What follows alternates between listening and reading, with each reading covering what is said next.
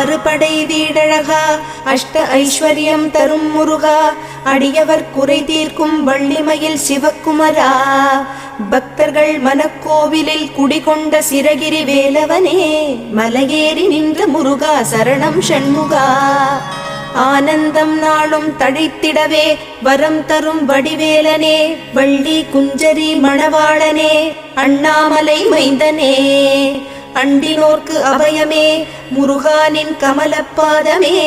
மலையேறி நின்ற முருகா சரணம் ஷண்முகா